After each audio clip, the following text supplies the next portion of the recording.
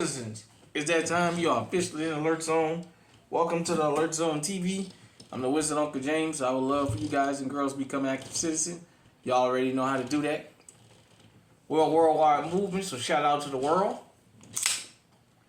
Clear, got the metro arms, safe direction. Bob cut, chambered in 45 ACP. You know these guys, this is one of my little beautiful 1911s I got there. And I just wanted to talk about something about white collar crime and how white collar crime starts off white and turns red. Shout out to Eyes and Ears Tactical for bringing me this story.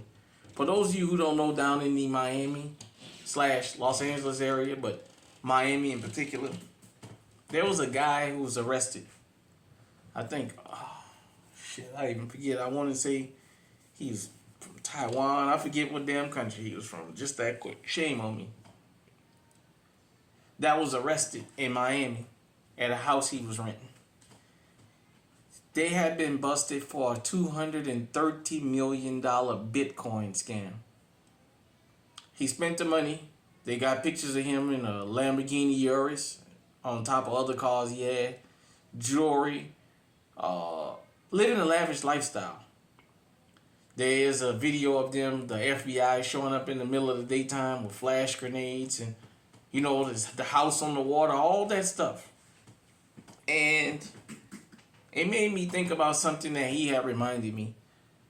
I told you guys and girls, the news don't always tell you guys the full story about the face of crime. You can't tell me in a country where there's 400 million people in this country, it's only one particular group of people that's committing all the crimes. It's like Chicago, the third largest city in the damn country, and only one group of people is constantly accused of committing the crimes. Give me a break. You can't have that. But this goes back to something that I talk about. No matter where you live, there's an underworld, whether you like it or not. A lot of y'all, drugs and things go on, like Wall Street and all that cocaine and all. How that stuff get there? But let me tell you how white collars become red crimes. White collar crimes become red. This is where a lot of your home invasions come from. These guys out there flossing with this stolen money.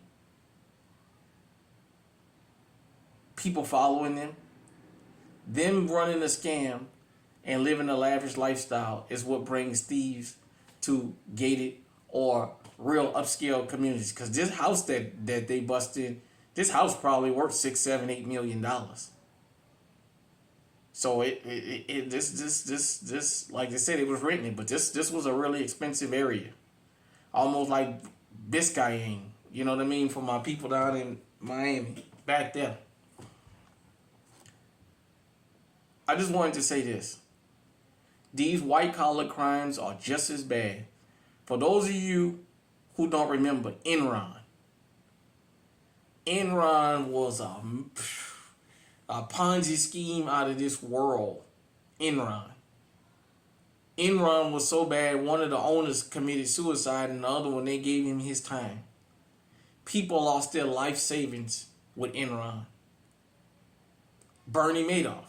Remember, Bernie Madoff scam, was it $789 million that he was able to scam off, or $1 billion? I can't remember exactly. Bernie Madoff destroyed lives to the point where a lot of them lives will never be salvaged. Those people will never be able to have a normal life again. But these white collar crimes turn red because when people are living these white collar crime lives, they floss a lot. The only difference is they don't fit the criminal stereotype. And when we talk about criminal stereotype, we talk about this. So it's not out of the ordinary because the world thinks that there's nothing wrong with non-black people having a Lamborghini, having a Ferrari, having a $3 million ring on, $200,000 watch.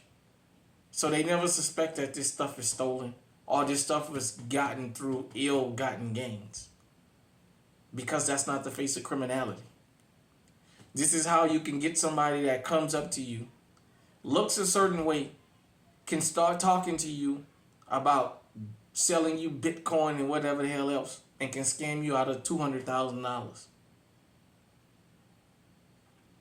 He's a white-collar criminal that understands he's still or she is still not the face of criminality in the country.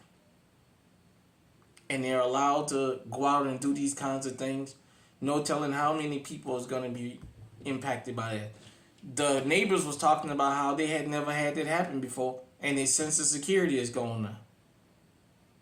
So yes, because you live in a gated community, an upscale community where all the houses is $5 and $10 million a piece, don't mean you out of the clear.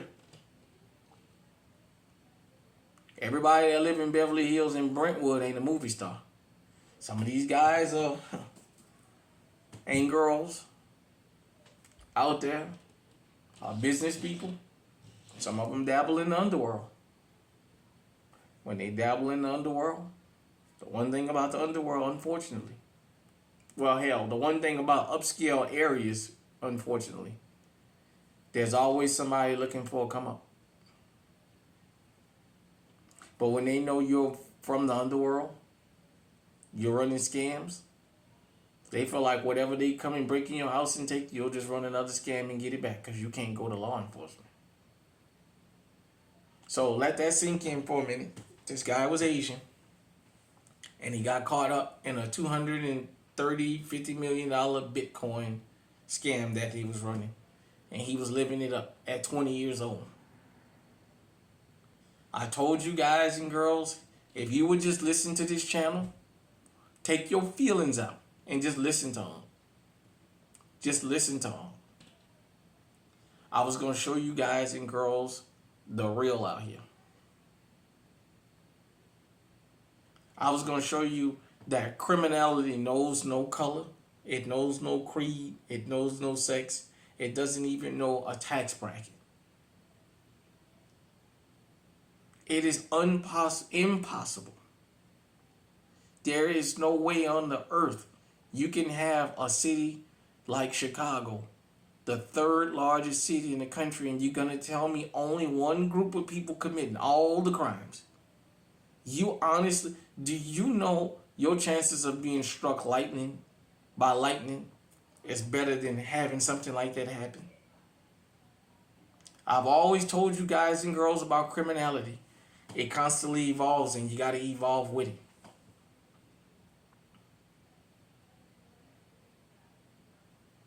You got pimps on the street going to prison for pandering, and yet you got Asian massage parlors all over the fucking world. Forget the country, they all over the world, and everybody knows what goes on in. Those are straight sex trafficking / brothels. That is what it is. So if them running massage parlors is not a crime, well then guess what?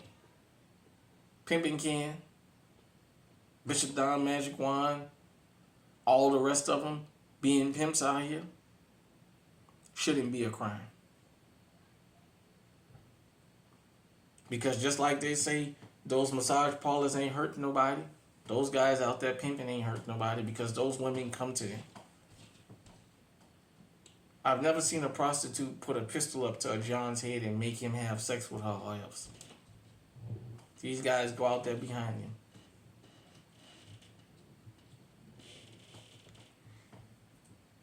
But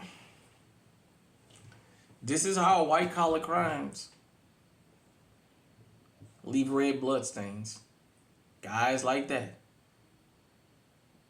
go out and get their money illegally through scamming, through stealing from companies and what have you, and they move in your neighborhood and make a big splash, and the next thing you know, your neighborhood becomes hot.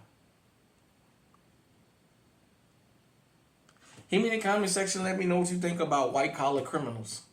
And are they just as dangerous as the blue-collar, if we can say that? Till next time, stay safe, stay armed, stay on the high alert.